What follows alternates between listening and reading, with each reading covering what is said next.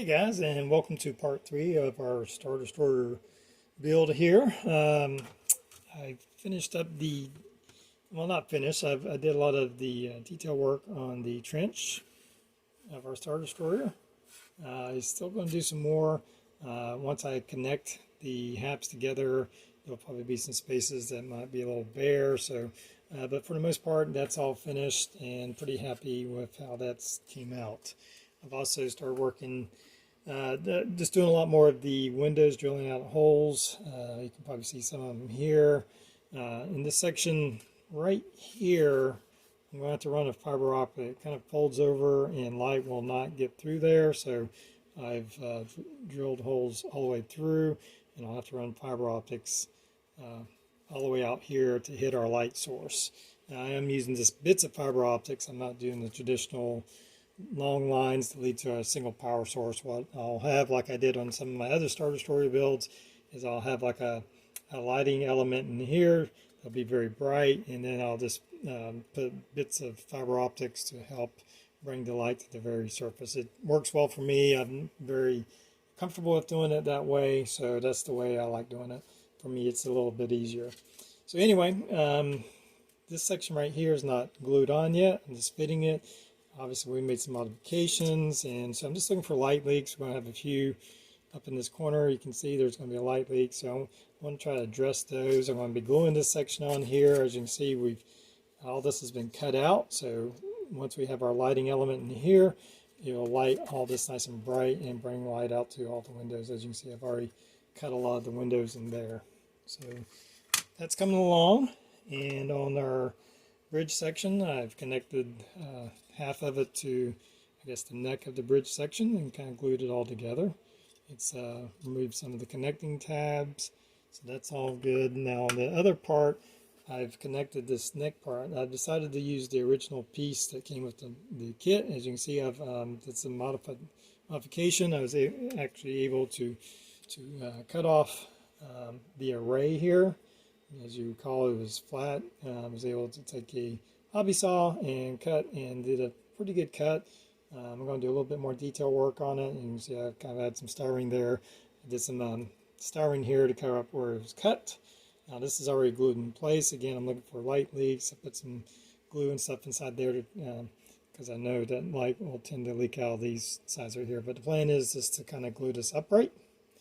And then, if I recall, the studio model had some supports coming up to the back of that. So now on the domes here, I may just use the originals, or not as detailed as I like. I'm having issues with the prints. They kind of look okay, but the problem is that these, if I can get this in focus, these little supports on the dome are so fine that they bend and break, and every single one of them's had bends and breaks in it. So I just don't think they're usable. I'd rather have one piece that at least looks intact.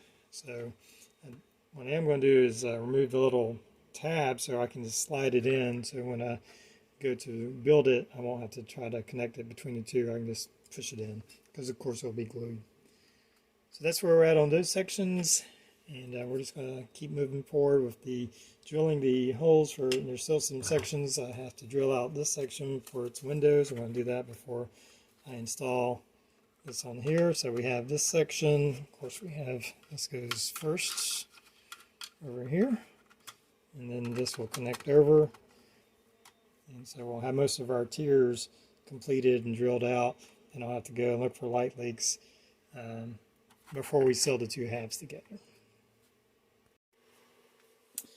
Alright, just been working on doing a lot of detail, just adding in a lot of little bits and pieces of styrene. I really want the surface to be very textured. You can see where I'm kind of adding some detail on the tier section. Now this is all now glued into place here. I still have some holes to drill out for windows, but I'm going ahead and starting on just adding a lot of extra detail. Not really going by anything. I've looked at a lot of pictures. There were several models of the Star Destroyer, and there's a lot of differences between them. In the movies, or I guess in the lore, there's thousands and thousands of Star Destroyers, so I guess it gives room for a little of interpretation of how I want to build it. So anyway, just trying to put a lot of detail on there. On the underside, I've kind of built this framework just using some runners from a model kit and some hot glue, nice and strong. There will be no weight. And what these are for is I'm going to run some strip lighting to help illuminate this tier section of the Star Destroyer. I'll have, the plan is to have 2 different levels. I have this bottom level that I'll run strip lighting all around, and then I have kind of this upper level here. I had to kind of make room because we have the engine is going to sit right right in here, and we'll have some lighting coming into that.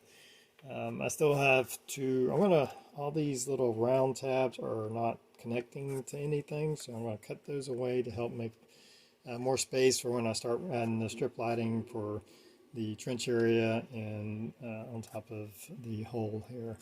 So that's all in place, and I'm going to need to do some light blocking, so I'm going to paint probably a layer of black and then maybe a layer of white to make it very reflective.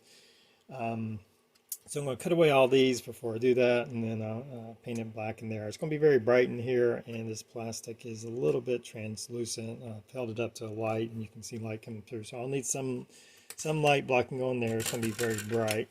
As far as the engine lighting itself, what I'm looking at doing right now, I've kind of played around with a few things, but I had these 10mm LEDs, and they were kind of round, if you remember. Well, you can look, I've sanded it down and to a very fine sanding to make it smooth and clear it out.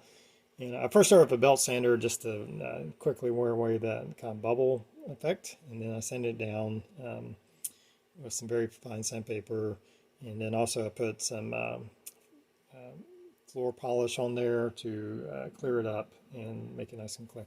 So anyway, what I had in mind is when these lights, if I can get this one in here, I'll have to remove the lip on this one, but I'll run it almost flush with the back of the engine bell here, and it made it a kind of a nice effect. It was pretty bright in there and kind of the best so far, I would say. I can't say I'm 100% happy with that, so I'm still working on that. That still may change. I've just been working on a lot of the little details. So I'm going to move into painting this, and we'll go from there.